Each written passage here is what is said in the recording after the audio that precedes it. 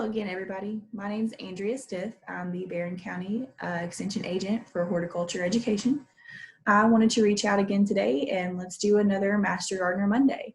So some of my Master Gardeners sent me some pictures, and I've got a couple from the community I'm going to share. If you all would like to have your pictures featured, we would love for you to send us those, and I will give you my email address at the end. So I'm going to go ahead and start sharing my screen, and we'll work through these pictures and have a little conversation and do some tips and tricks. So we're going to feature some pictures and projects that the Barren River Area Extension Master Gardener Association members have been busy working on at home, and see what all they've got going on.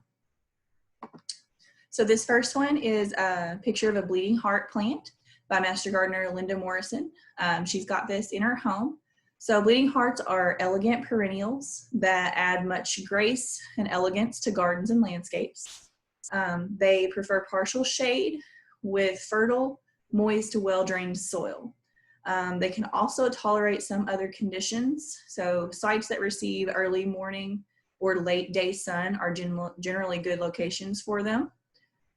They can be successfully grown in areas that receive some midday sun if the soil is consistently moist.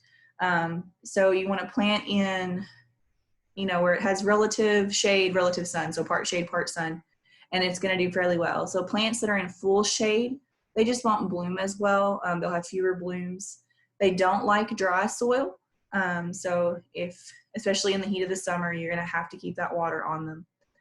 They're also susceptible to root rot in very soggy or wet soils. So soils that maybe remain wet over the winter can be problematic. So they're very pretty, and they get their name from their heart-shaped blooms. There are many different varieties and different colors.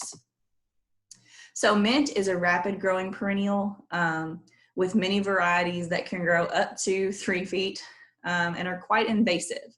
So mint grows best in full sun to part shade, and it is best planted in containers. As you can see here, Miss Linda has hers in a container where basically the roots are going to be confined due to its aggressive growth stages and nature.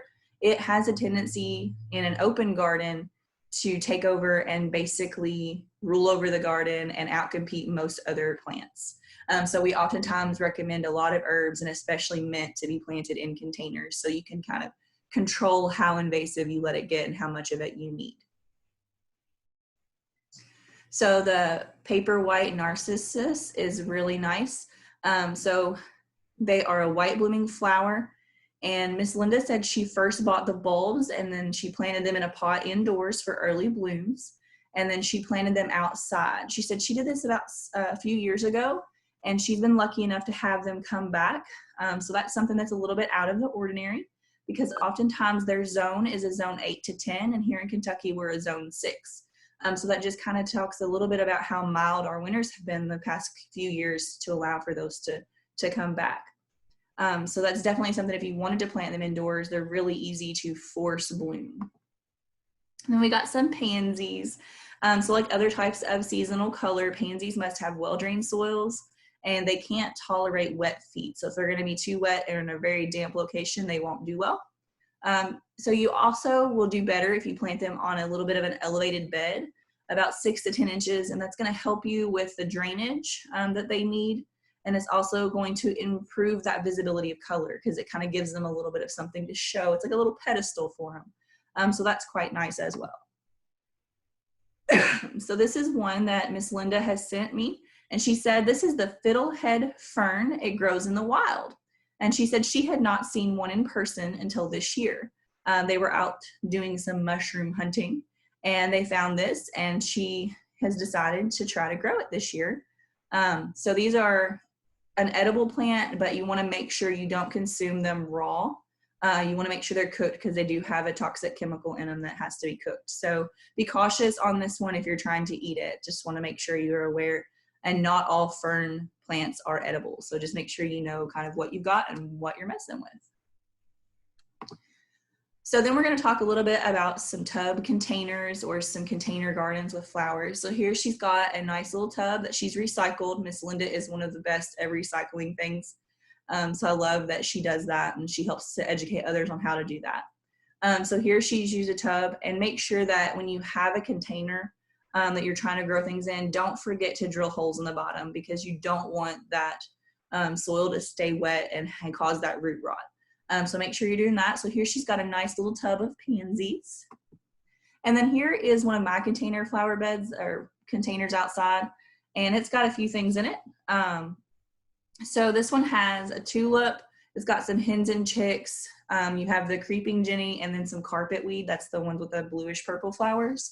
Now, I will say that those last two have a tendency to be a little bit invasive. So that's why I try to make sure that I'm planting them where I want them, in containers or beds where I want them, because they can be a little bit easy to propagate and can kind of maybe be found some places you didn't really necessarily mean for them to be. So that's something to think about as well.